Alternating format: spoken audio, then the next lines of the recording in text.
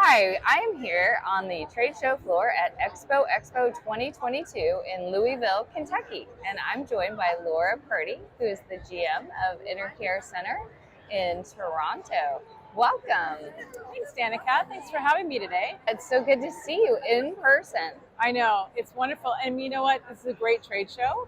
I love the buzz on the floor, so really happy to be here. And people were streaming in this morning. They were. It was, it's nice to see after this long pause.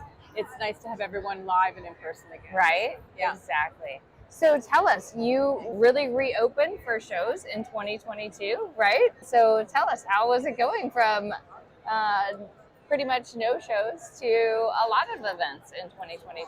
It's true. We actually opened in April of 2022, had a bit of a Omicron lockdown, and we opened for real in April 22, and it was from 0 to 100 in no time flat. So this year has been a year of compression, a year of excitement, a year of exhaustion. We're just thrilled to be back live. We've had a lot of great events. I think probably the highlight for us would have been the Collision conference that we had in June of this year, with 38,000 delegates come from all four corners of the world to look at new technologies, and it was an amazing week in June. And that beat records from its last event, right? It did beat records from last event by about 10,000 delegates. So it was, not only did the show itself grow larger, but the attendees grew as well. And it was an amazing time in the city for Toronto, and an amazing time at Enercare Center too. And our team was just awesome in the delivery of that event. And that was just one of the many events that we had. We welcomed the Canadian Restaurant Association for their event. We had the Canadian Health Food Association. We've had so many corporate events. Rounding out the year, it's been just go, go, go. And you had industry event. I was able to be there for Destinations International, was there in July. So you held an industry event for the first time. I think that was the first time in Canada. Destination International had its very first show outside of the US, and that was in Toronto. That was in July. That was really special. Toronto is just an amazing city, and we look forward to bringing in more international events as we move forward. Yeah, I had never been. That was my first time, and I've now been to Toronto twice, and it is a lovely destination. And I know it was great to get a chance to see your building in person. It's a beautiful building, the old and the new, and the whole campus. And I happened to be there, which you didn't mention yet, is you hosted an F1 race, right? Oh, we hosted the Toronto Indy race, right. So every year we host the IndyCar race on the grounds of Exhibition Place.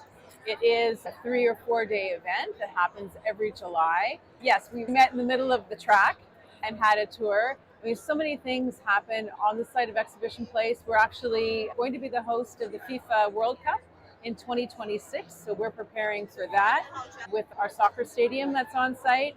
And we're building a new host hotel, new 400-room host hotel. It's amazing the changes that will be happening over the next 3 or 4 years.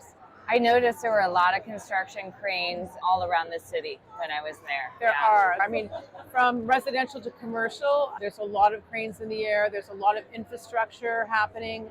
The province of Ontario is actually building an extension to the subway, which will terminate at Exhibition Place in anticipation of the reinvigoration of Ontario Place, which is a provincial waterfront property. So that is all in progress. It's like a 10-year plan.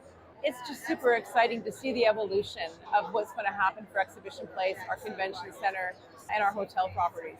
Yeah, that's wonderful. Well, congratulations. So when you look ahead to 2023, what are some of the things that you're excited about, and maybe some of the signature events that you're going to be hosting in 2023? So 2023 is more compression.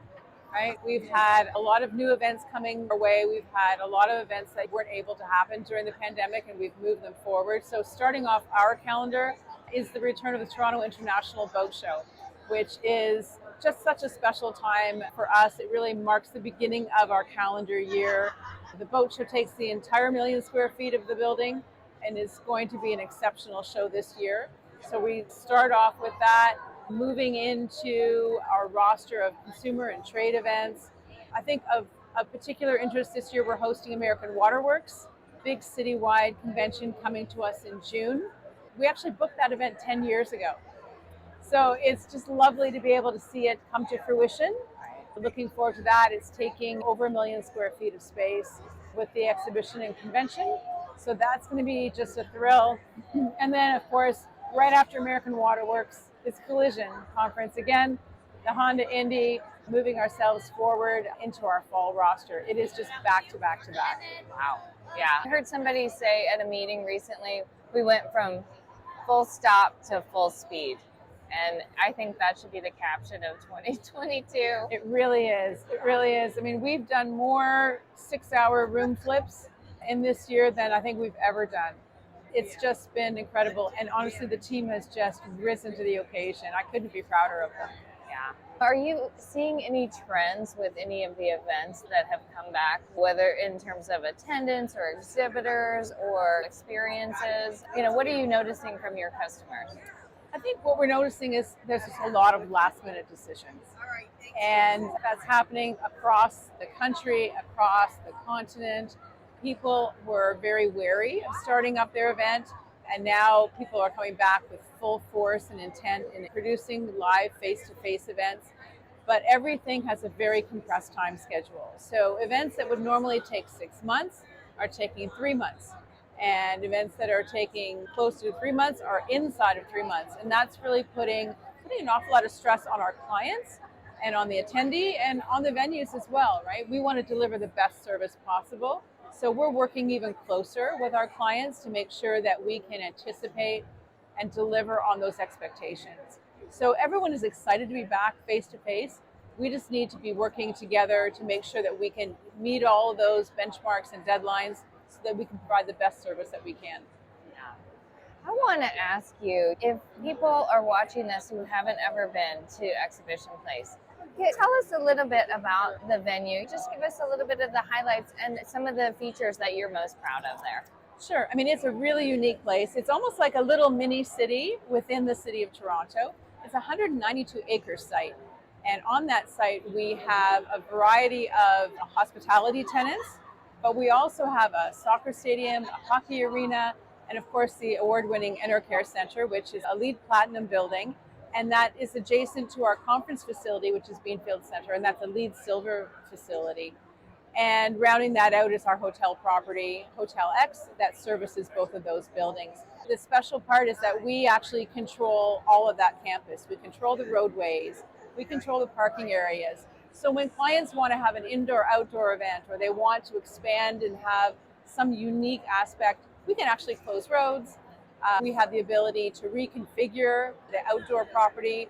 And the inside property, of course, we're 1 million square feet. We're the largest convention center in Canada, so we have a lot of flexibility.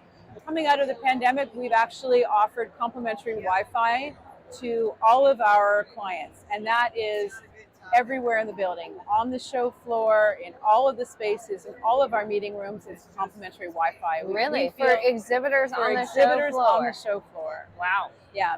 So we believe that Wi-Fi is an essential aspect. Technology is an essential component of what we are and what we do and how our businesses function. Why shouldn't we be offering complimentary Wi-Fi? We just took a big step forward after the pandemic and looked at what we felt the needs of our clients were, and Wi-Fi was right up there at the top of the list. We have Wi-Fi 6 in our conference center, and we have a 10 gig pipe with a 10 gig pipe for service. We have fast and free Wi-Fi.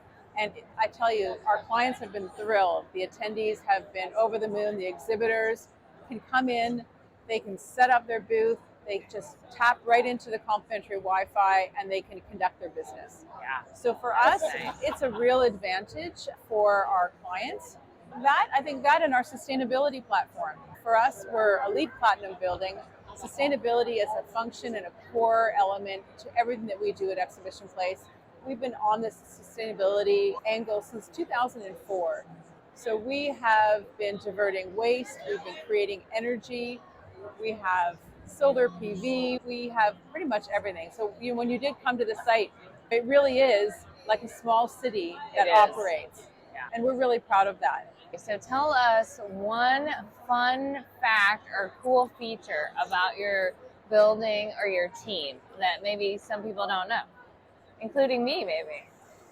Well, about our team, I think we speak about 40 different languages across our team. So we have a team of ambassadors that is there ready and able to help those who may be coming with international delegates who need that little extra helping hand. And our team is ready to jump into action. And I think really from our vantage point, we have a little bit of everything. In our center, we say, if you can imagine it, we can do it. So the Toronto International Boat Show, for example, wanted to create an indoor lake. We took our hockey arena and we flooded that with over 1 million gallons of water, and we have the world's largest indoor lake for the Toronto International Boat Show. It's a 4-foot deep lake. Are you having boats in? And we have boats in the water? So we actually bring the water in from Lake Ontario, which is just to the south of us. Not too far, yeah. And pump that water right in, and we create the world's largest indoor lake. So if you can imagine it, we can probably pull it off. That is some customer service. Yeah. Yeah. Thank you so much, Laura. I really appreciate your time here today and wish you a happy holiday and a wonderful new year. Thank you. It's my pleasure.